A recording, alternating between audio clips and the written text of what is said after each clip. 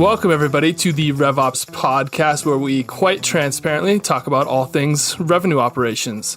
Whether you're in sales, marketing, operations, customer success, or any other place in the revenue operation, you're sure to find some valuable insights from our chat. And if not, well, there are a lot of other podcasts. I'm Jordan Henderson. I'm the Director of Revenue Operations at RingDNA, and I'm here with Brandon Redlinger and Jonathan Stevens, who can handle their own introductions. Brandon, did you get a promotion? You're the Director of RingDNA? Director of RingDNA. Doesn't it feel like that a little bit, though? Like a little bit, yeah. It feels slightly appropriate sometimes. Cool. All right, yeah. Thanks for joining us, everyone. I am Brandon Redlinger, Senior Director of Product Marketing at RingDNA. And I'm Jonathan Stevens. I am the Marketing Operations Manager at RingDNA. Any more details you guys want to shed, or are we going to just like keep it high level? Here's what you do. We're not going to dive in at all. Nothing. If you want more details, go listen to some other episodes. We're having a business only podcast this morning. All right. Well, fair enough. Cool. All right. So one of the things that you guys, I always make us do this is I like to talk to people, for people listening for the first time. I like to talk to my colleagues about topics that are typically outside of their focus area. I think that way I gain a lot more valuable insight about where I, as the head of revenue operations, can have the largest impact to actually improve the alignment between sales and marketing and customer success. I also tend to find out things that are important to people that aren't, or things that they don't think are important to them, but they are, and I can flag that. It helps me improve communication. So with that in mind, and because, again, you guys are both in marketing, today we are, of course, going to talk about sales pipeline management. Oh, yeah. Does anybody want to take a crack at defining sales pipeline management, or do you want me to take a crack at defining sales pipeline management? It's about managing the pipeline. Well said. That was well said. Fair enough. So I would probably define it a little more in depth to do things like, it's like properly adding accurate information, details around close dates, around qualification steps, around pipeline stage and where things are at, as well as next steps, in order to actually provide reporting in a way that gives sales, marketing, CS, management, leadership, etc., accurate reporting as to what can be expected in projected revenue in the coming months. And you do that by managing your pipeline in Salesforce or whatever your CRM is. It's probably Salesforce for 90% of you. If not, it should be. We can talk about that another day. But does that sort of accurately sum it up? Is that in-depth enough for pipeline management? Sounds good. Yep. Cool. And obviously a huge tenet of pipeline management is that, typically speaking, reps manage their own pipelines. Every rep is responsible for their own pipeline. And so it's a very individual contributor dependent process, which is hard to automate and hard to make accurate all the time, always, without some close management. And Alec, our producer, he typed in a definition of pipeline management. He did not like my definition of pipeline management. Is what I'm going to take from that. He's saying he did. He's lying. Now he's lying. So with all of that said, how most companies handle pipeline management, we just talked about a little bit. It is an individual contributor managed thing. Usually you have a sales ops person that is sort of validating, and managers are validating that the pipeline that reps are rolling up is actually real and the right things are tracked, and people use like some combination of workflows and validation rules and process builders and all these flows, whatever, to make sure that all the details are in opportunities and reporting. And it's a big thing, but it's very much managed on the ops side of the sales team. But I'm very curious, because pipeline is such a sales-specific thing. Brandon, as a product marketer, tell me about pipeline management. Tell you about pipeline management. The way that I see, pipeline in general is, it's kind of an indicator if, and it's not even a direct indicator, but is the work that I'm doing actually effective? Right. So a lot of the things that product marketing is supposed to be doing is defining your messaging, defining your go-to-market, helping with collateral. All those things that product marketing does is then given to sales. And then, of course, as a result of that, hopefully you are creating pipeline and you are closing deals. So how it really affects product marketing, it's almost more of a, diagnostic tool, right? As it is anything else. But also, it's iterative too. So the health of your pipeline can also help me inform how I'm going to market with the next product, or going to market with the next, big communication, big launch, whatever it might be. So there are a lot of things that product marketing can do to affect pipeline. And, these are things like, product marketing can help accelerate deals by creating sales enablement material at the bottom of the funnel, right?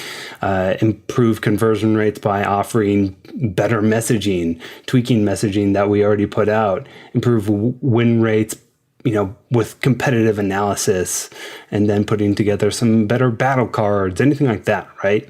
So I feel like pipeline is more of a diagnostic tool and a little bit of a lagging indicator for some of the work that product marketing specifically is doing. Yeah, I would say the lagging indicator is a great term for that, right? Like, it feels like the pre-qualified pipeline is also a pretty general indicator for you. I want you to push a little deeper, though, actually, because I think it's low-hanging fruit that pipeline is an indicator of whether or not marketing is being successful, whether it's product marketing or regular marketing, right? Like, if we don't know that, then we should have different conversations. Exactly. But I think that's easy. I think what I'd like to know more about is, when you're looking at pipeline, what are the definitions, what are the pieces of data that are super important for you to be accurate so that you can use it in the best way, whether that's as a lagging indicator or to inform your product marketing? Yeah, product marketing doesn't look too much specifically at a lot of, it's like, as long as we're all talking the same language, as long as we all have agreed definitions, as long as we are all constantly like in conversation about the pipeline and the health, that matters to me more than like what specific metrics I'm looking at. Well, surely there's got to be some, like, there are sales-sourced pipeline opportunities, there's partner-sourced pipeline opportunities, there's marketing-sourced pipeline opportunities. Every one of those has its own granular breakdown of where it's actually sourced from, and surely some of that has to have an effect, right? Right. And I would say also it's like taking a baseline and seeing how things change. So do we have a healthy top of funnel?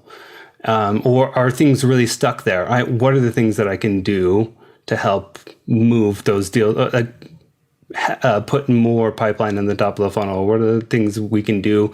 Or we can even look at different segments too. Are we winning in certain segments? Are we losing in certain segments? We can look at, are we winning, like if our data is clean, if our data is in Salesforce, and we can look at certain reports like, are competitors attached to certain opportunities, and are our win rates against those specific competitors going up or down?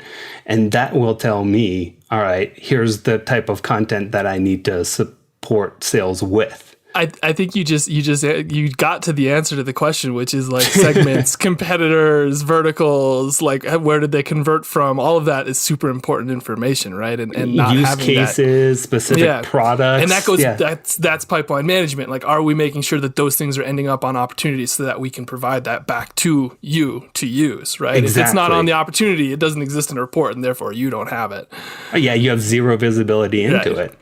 And it's just like, I got to rely on you coming to me and saying, hey, Brandon, I need this. And it's like, well, do you really need it, Jordan? Yeah, you have no idea. I have no idea. Exactly. Like, give me the data. I mean, you trust me indefinitely, so obviously you give it to me. But, of course, exactly. All right. So that makes sense. I'm going to come back to you in a second. I'm going to move over to Jonathan and sort of ask the same question. So Jonathan, as a marketing ops person, how is pipeline management important to you? What does it affect? Yeah, it affects a lot of things. I'd say primarily at the beginning of the stages, it'd be the lead generation, how we're qualifying leads, ensuring we're aligned on the leads we're going after, and then also just the nurturing process of the lead generation so that, we're nurturing leads to kind of feed the pipeline as much as possible. Got it. So again, I want you to push deeper. Like, I think I know all those things. I think our listeners know all those things. What would be the data points? What would be the things, like, I'm a sales ops guy. I obviously manage our sales ops team here. What are the things that you're like, we need that data 100% of the time, always on the marketing side, so I know what I'm doing?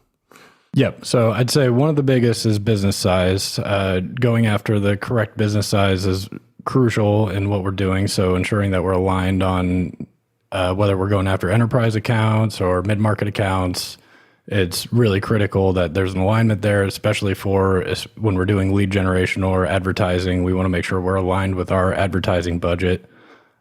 Things along those lines would be really crucial. Got it. So there's one that I think both of you are missing that I think is super important. Anybody want to gather a guess? It's kind of unique to us, but probably not. Like maybe half our customers would deal with this. Industry? Industry. Brandon actually mentioned it's spot on. It's the Alec is guessing technology. Technology is like sort of right, Alec. The one I'm looking for is what products are they buying? Isn't that super important to everybody involved? Like as a product marketer, I assume that's sort of low hanging fruit, right? Like what products are we selling the most? That seems like the obvious thing to, and we obviously sell like 9 products at RingDNA. And then again, as marketing operations, the products they're buying is going to have a huge impact on our entire marketing operation. So, Alec as our producer who knows nothing about any of this had the closest guess. Congrats, Alex. Wait, did I say product? Did I not say product? I don't think you did. We can rewind it. It's recorded. So. It is recorded.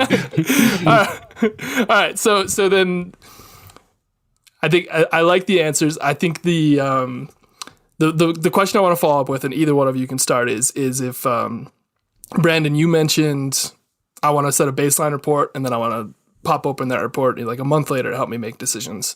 If you were to set one report today and then look at it every month moving forward, what would be the number one most valuable report for you, for both of you? You're both looking at me with a raised eyebrow, and I cannot smell what the rock is cooking. So when you're talking reports, are you talking about just to support the pipeline metric? Yeah, data set, like what pipeline reporting piece of information would be the most valuable for you? So is it like opportunities opened this week in specific segments, and then a month from now you look at opportunities opened this week in specific segments and compare those two to see if you've done well? Like what would be the thing that you would want? Yeah, I'd say ARR is an important factor to look at to see the deal size, making sure that we've got a healthy pipeline. Seeing how that trends over time is very crucial to the direction we're wanting ahead. Estimated ARR of total pipeline or like current quarter pipeline? Maybe both. Maybe both. All right. I said one report, but we'll allow that. That is fair. We'll get a dashboard. You can get 20 components on a dashboard. Yeah. No problem. Yeah. Well, dashboard. What 3 key pieces of information you pull out of that? So I think you pull out how you're trending, especially if you're basing that off of the industry. It's really showing where you're targeting, how well you're doing with the industries you're targeting.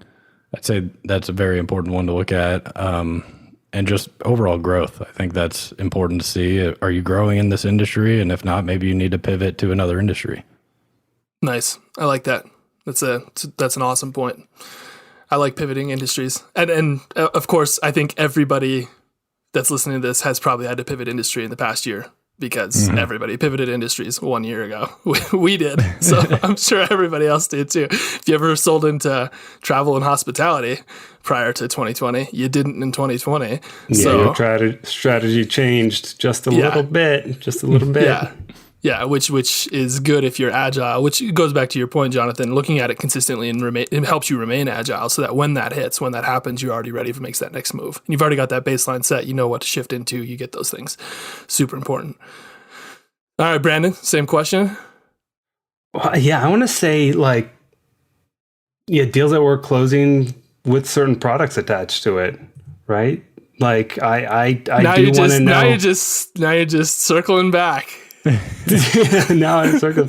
No, but I mean that is very important. For me as a product marketer to know for which specific products we do need that extra support on. Which because a lot of companies when they close bigger deals or they're closing a lot more deals, but they don't actually have the support system in place to actually make those customers successful, that's a huge deal, right? So you see a lot of companies who end up they're like, we want to do ABM, and then they go and they close a gigantic logo, and then their team didn't see that coming. They can't actually onboard an enterprise product or an enterprise company like that. They can't support thousands of users, and that whole thing falls apart, or they can't even implement or onboard, right? I've seen companies before, they close a big product or a big logo because their marketing leader wanted to do ABM, but they weren't aligned with everyone else. And then that company never even implemented the solution, which is crazy, right? Yeah. And honestly, it's not that uncommon of a story. No, it's not. Which, in the enterprise, when you think about a lot of these companies that have 100 or 200 customers, and they've implemented a total of 1,000 people ever, right? Because they have 200 customers and they're all small seat counts because they're a young company, and then all of a sudden they sign Walmart, and Walmart's like, we need to onboard 4,000 people. Like, they're not equipped to handle that. They've got 15 employees. How is that ever going to work? Yeah. Yeah. So that sort of stuff can give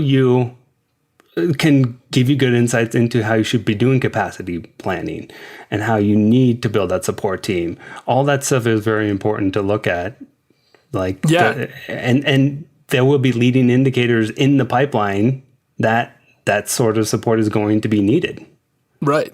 Yeah. And it works both ways. So obviously at RingDNA, we track seat count and price per seat for all opportunities that are in the qualified pipeline. It's a required field validation rules. We'll talk about those in a little bit.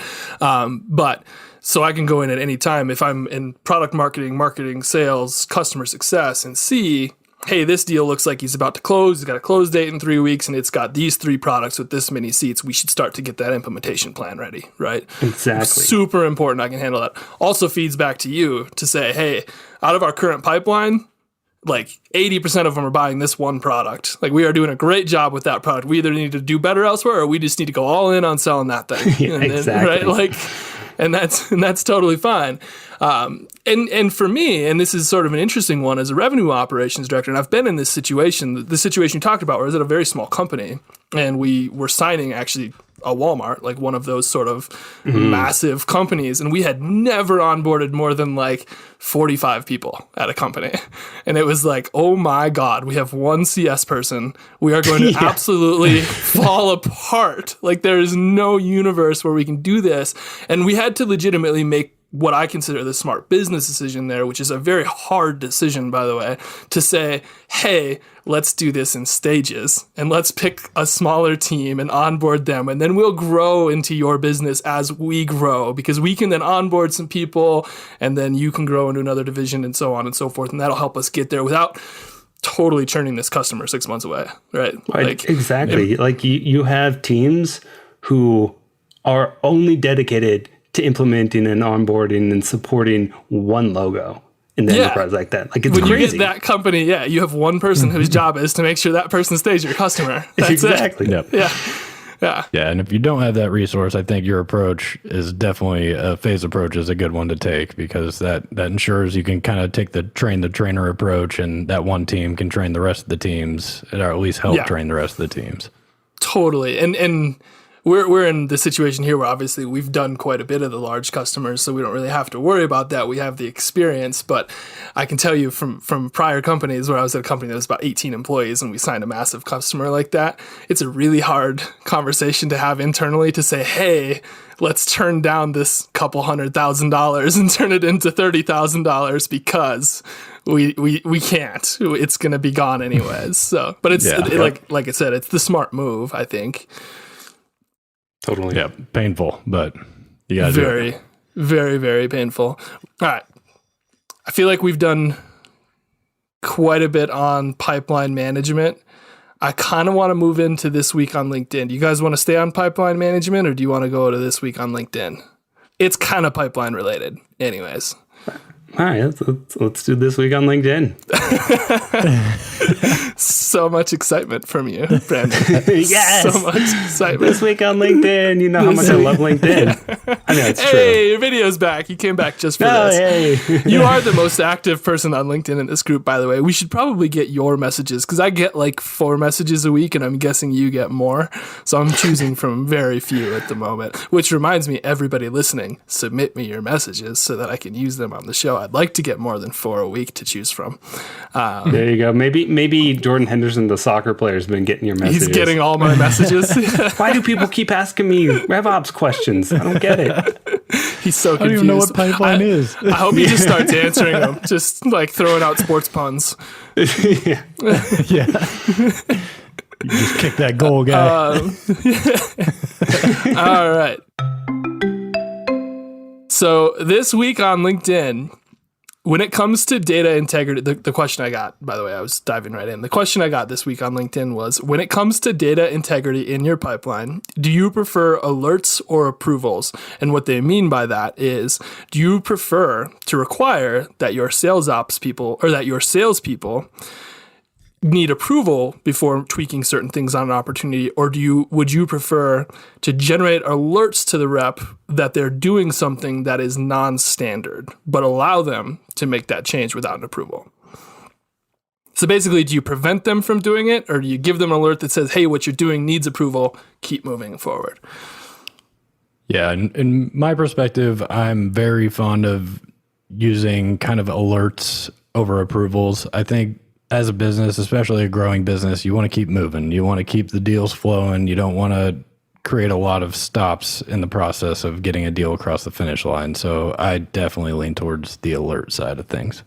Interesting. I honestly probably would have pegged you to be on the approvals side of things, just because typically like not having some data would seem to frustrate you a little bit. But it does.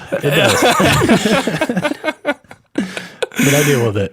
I deal with it in my own way. So you would rather feel the frustration of having to like do a bit of data hygiene than to like slow down the business, is what you're saying.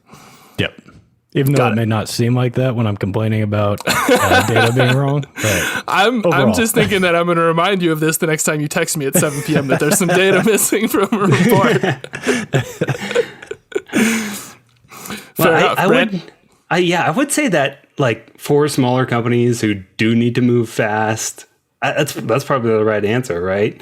Like us, we're 120 people, but growing pretty quickly. We need that agility. We need that speed. I don't want reps. I also don't want reps to be like frustrated and like, all right, I need this approval. Like, I don't know how long this is going to take. And, it slows down a deal on their end. But I do know for bigger companies, like they have stuff on lockdown, so it's probably like a little bit of, kind of depends where your company is at. If you're a smaller company, I kind of agree with Jonathan on that. So you guys are making me feel like just a dictator over here because I'm man. Pretty heavily on team approvals, to be honest. Boo this man. Yeah, well, but for sort of the same reasons that you're saying, Brandon. I see risk everywhere in not having data or allowing things to move forward. Now, I think it's a balancing act, right? Like all things, the real answer they teach you in law school. One of the first jokes that they tell you is when anybody asks you a question, your answer should always be "it depends." So that way you never actually have to say anything in any committed sort of way. And I think that's sort of true here, in that like it depends on what piece of data or what thing you're allowing, right? That's like also if it's pricing exceptions, then like of course it's approvals, because we're not letting reps just go out and discount 65%. Yeah, so like of course that's an approval. But if it's like, oh, did they put the seat count in for the product at stage 2 or stage 1? Like, like it'll be a little looser there. By the way, I do require that at stage 2. It is actually like required, but yeah, I think the right answer for me, at least, is it depends. And I'm probably a little stricter on it just because, Jonathan, I thought you would be on my team here because you've been frustrated at 7 p.m. trying to populate data. I've been frustrated lots of times trying to fill in some old data. So I just try to avoid that as much as I can. Yeah, and I think coming from an enterprise company, I've seen where it's all guardrails and just nothing moves. It's completely slow, and your competitors are passing you by while you're stuck in approval processes. So I've seen it where it's on the opposite end of the spectrum, and it's not fun. And it's not fun for people doing the work, and it's not good for the business a lot of the times. Granted, yes, there is a kind of a balance you've got to find. Some of the critical pieces probably do need approvals, but for the most part, I think you just have to have that nimble mindset. Are there other considerations that people should be thinking about too? Like not just company size, not just depends on the which specific. Yeah, exactly. Are there other considerations too? I think there's one really important one, which is how long does the approval typically take? I think that is actually an incredibly important consideration. Like, is this something that if a rep runs into this, that it's going to take us 2 days to decide and turn around for them? Or is this something that they can shoot off an email and get back in 10 minutes, right? That should definitely be part of it. Because to your point, Jonathan, like if your competitors are moving faster than you, you're losing. And so by the way, like if an approval is going to always take under an hour, which we have a lot of things that I'm very comfortable that we can get approved in under 30 minutes most of the time, like the vast majority of the time, I'm way more comfortable putting an approval in place. If it's going to pretty much take under 30 minutes, like shoot off the email then. I don't care. Like you should get that anyways. It's 30 minutes, right? Like it's a minimal thing. You weren't going to do this right now anyways. Yeah. Does this matter if you do it at 3 or 3:30? Come on, right? Which I think would be a super important consideration. I'm trying to think any others that you guys can think of. Nothing that comes to mind. I think we nailed it, guys. Timing is, yeah. I think we nailed it. This is absolutely nailed the answer to that question. Whoever asked that should send us a gift. I honestly don't think we even answered the question. I think she got it depends. Yeah, you didn't even get an answer. Yeah, exactly. All right, then we'll try to summarize it. I think we have to try to summarize at least the criteria by which we would make the determination would include things like your company size and stage, the type of data or thing being approved or required or moved forward, and whether that has like a substantial business impact or whether it's just like a valuable data point to track specific reports or metrics. And then the third is what does your approval process look like? And are you comfortable that your approval process will be handled in such a timely manner that it allows the approval to not slow your business down? So I would take those three factors into consideration and use them to make the determination of whether this is something that I want to be approved or I want it to be moved forward with alerts or requirements. Does that properly sum up where we landed? Well said. Is that the answer to our non-answer question? The non-welcome. So the answer is still it depends, basically. Yeah, we've set forth a framework by which you can make this determination for your own business because that's the kind of guys we are. We're adaptable. That's right. Cool. Any other last final thoughts about pipeline management, about the This Week on LinkedIn question? Any throwaways you guys want to talk about today? Otherwise, I'm out of questions for you both. No, I think this was a good topic. Yeah. Cool. This is a fun one. I think it was quite fascinating to sort of hear how pipeline management affects product marketing specifically, because I thought that would be a bit of a challenge. So thank you, Brandon, for sticking with it. I don't know where this is going to go. Honestly, I think it went to a really good place. Like, I actually think there is some valuable data in a pipeline that can inform product marketing. And I think that's something that, honestly, like I hadn't even thought about until this conversation, and is something that we should think about. And when we talk about, like, what products are they buying, like, we track that. I'm really glad we tracked that because this conversation happened. So it's like, now I know that that's an important thing. And so I think there's a lot of value in the conversation. So. Totally. And you know what, to be honest, I would say product marketers probably don't pay enough attention to it, right? So yeah, for those salespeople, yeah, like go approach your product marketer. Show them that like product marketing isn't like, they are measured on performance indicators that are more closely aligned with product than like marketing. Right. So they're not used to going in and looking at the data and the reports, and actually they never sit down with a sales ops guy and go through exactly the health of their pipeline that month or that quarter or whatever. Like it's not that common. So, you know, if you want to build that relationship with your product marketers and get some of that support with, you know, content enablement tools, anything like that, like go make friends with your product marketer. Like we're decent people, I promise. I mean, decent is the appropriate term.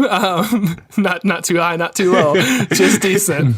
But no, I think you're right. I think it's both sides, right? Like I don't think a lot of product marketers and sales ops people are communicating what things would be helpful in measuring in a pipeline, like to make sure that you get the data and the things that would be valuable to you. I don't think that's happening because nobody's thinking about it on either side. And that's true. And that's a huge miss. Like it's a huge miss. And and it's a really easy solve. Like have a couple conversations, add in some data points, and good to go. Job done. Right? Like yeah. If data is king, then alignment is queen. So I think those two are critical in everything. You have been keeping that little nugget in your pocket for a while, haven't you? Well played. I liked it. It was good, but it just came out way too easy, like you had it written in front of you. I've been Googling buzzwords. Yeah. I like it. Oh my God. Amazing. Cool. Well, this was super fun, guys. Everybody who's listening, remember to go ahead and send me, Brandon, or Jonathan your LinkedIn messages to make sure we can include those in our next week's podcast. Any topics you want to talk about, definitely flag for us. We are always open to going down some weird rabbit holes and talking about things that maybe we don't even understand. So feel free to message us and we'll make sure all our details are available. Guys, it's been awesome. Thank you so much for this, and we'll talk again next week. Talk to you next week. Bye. Bye. Bye. Bye.